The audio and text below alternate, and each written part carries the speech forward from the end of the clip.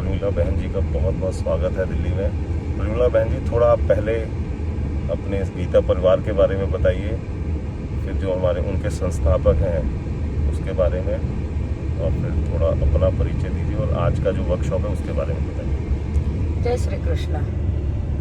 योगेशं सच्चिदानन्दं वासुदेवं व्रजप्रियं धर्मसंस्थापकं वीरं कृष्णं वन्दे जगद्गुरुं।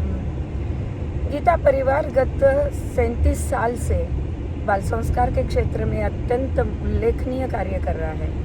परम पूज्य राष्ट्रसंत स्वामी श्री गोविंद देवगिरी जी महाराज, जिन्होंने महाराष्ट्र के एक छोटा सा गांव संगमनेर में गीता परिवार की स्थापना ओंकार नाथ जी मालपाणी, जो संगमनेर के उद्योगपति थे, उनके सहयोग से की।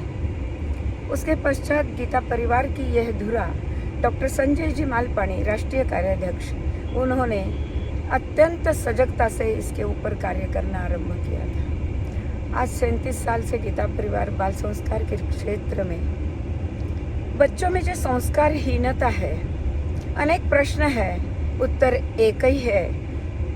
तो जैसे समस्याएं अनेक है, वैसे ही उत्तर एक ही है, बाल संस्कार। अगर ये संस्कार नहीं है तो यह आज की पीढ़ी हम जो देख रहे हैं कहाँ भटक रही है, अपने संस्कृति से दूर जा रही है। पाश्चात्यों का अंधानुकरण करते करते हम बच्चे, ऐसे लगता है कि संस्कृति का इनको कोई पता ही नहीं है। अभी संस्कृति क्या है और संस्कार क्या है? बच्चों के मन, मस्तिष्क, शरीर, भावना, बुद्धि, इन सबको एक सम्यक आकार देना है। अब वो संस्कार के माध्यम से ही हो सकता है।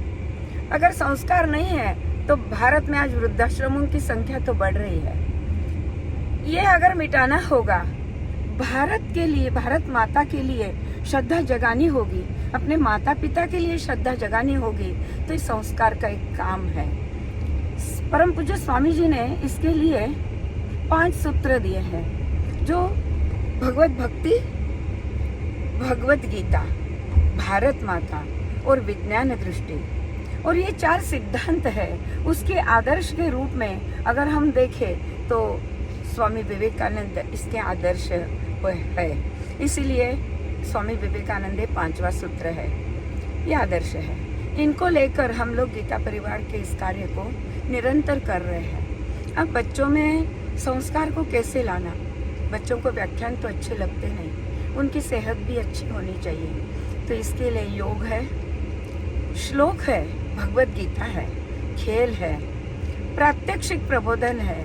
जैसे कोई वस्तु दिखाते हैं हम और उसके ऊपर बच्चों के साथ बात करते हैं, तो बच्चों को बोर नहीं होता। व्याख्यान सुनना बच्चों को अच्छा नहीं लगता है, तो उसको छोड़कर हम बच्चों के साथ हंसते खेलते, बच्चे अपना संस्कारों के साथ इतने जुड़ जाते हैं। फिर उसके साथ में एक आत्मविश्वास को भी जगाना आवश्यक होता है। सोशल मीडिया का जमाना है, बच्चे मोबाइल, टीवी, जो भी ये सोशल मीडिया की है, इन सब में इतने उलझ गए हैं कि इनको दूसरी और कुछ भी ध्यान ही नहीं है। तो इसका क्या करें? तो इसके साथ उनमें आत्मविश्वास जगाना है। तो योग के साथ में हम लोग प्रज्ञा संवर्धन के एक अलग हटके प्राणायाम है, जिससे अगर हम रोज करेंगे तो हमारे मस्तिष्क का विकास होता है। हमारे कॉर्टेक्स के ऊपर अनेक पेशियां काम करती हैं, तो वो अपने आप एक्टिव बन जाती हैं, तो पढ़ाई भी अच्छी होगी। उसके साथ ज्ञानेंद्रिय संवर्धन है, ये हमारी 5 ज्ञानेंद्रियां होती है।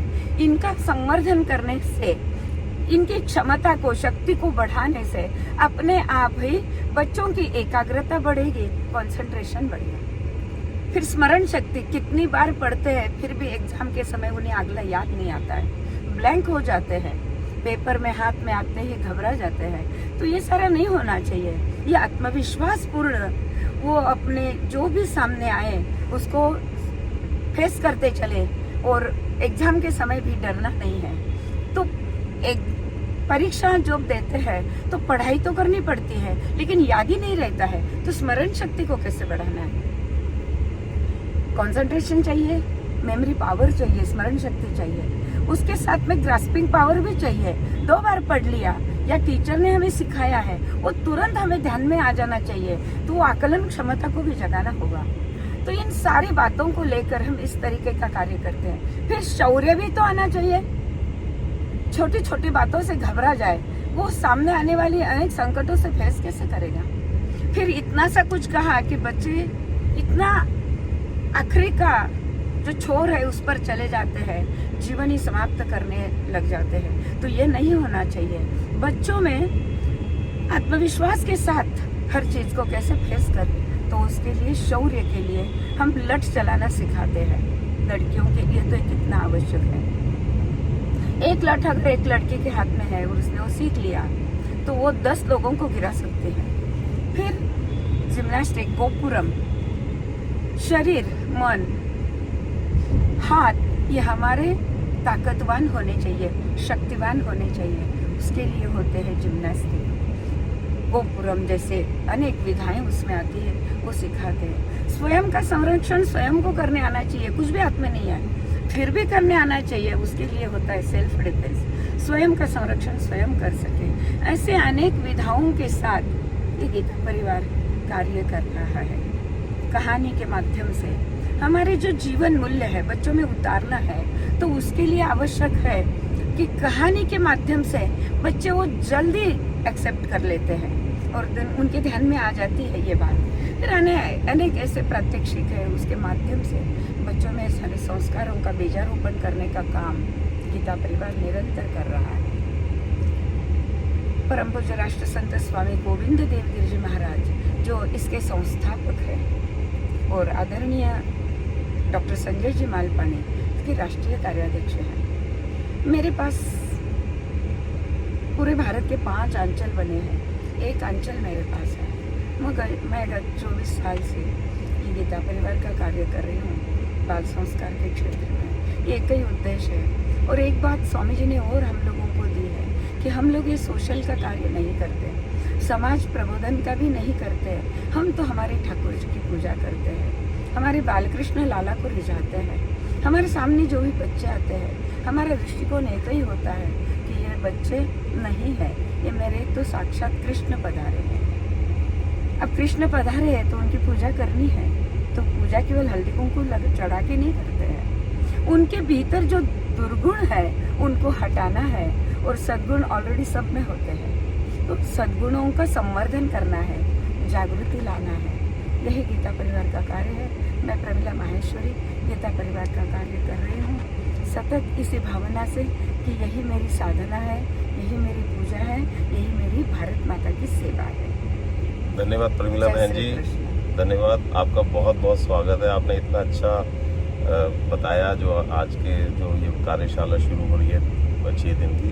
तो मेरा सभी अशोक विहार निवासियों से निवेदन है वो बच्चों को इसमें ज़रूर भेजें और प्रमिला बहन जी का जो इतना बड़ा एक्सपीरियंस है उसका फ़ायदा उठाएं।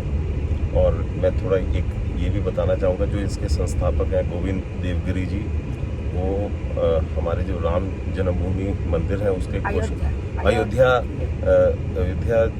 कोषाध्यक्ष हैं, जन्मभूमि मथुरा के उपाध्यक्ष हैं, कृष्ण जन्मभूमि के उपाध्यक्ष हैं।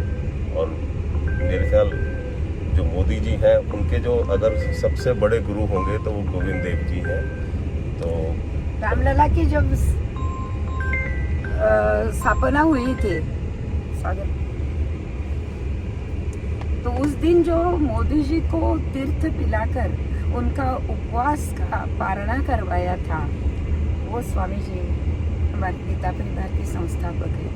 आज का शिविर उसका भी यही उद्देश्य है कि इन बच्चों में इन संस्कारों का बीजारोपण करें। उसी के लिए हम लोग उसी के लिए कोल्हापुर डिस्ट्रिक्ट से यहाँ पर पधारे हैं। आप सबका बहुत बहुत धन्यवाद। मेरा पूरा विश्वास है कि आपका जो कार्यशाला बहुत सफल रहेगी और आप कुछ और मोदी तैयार करके जाएंगे अशोक विहार से।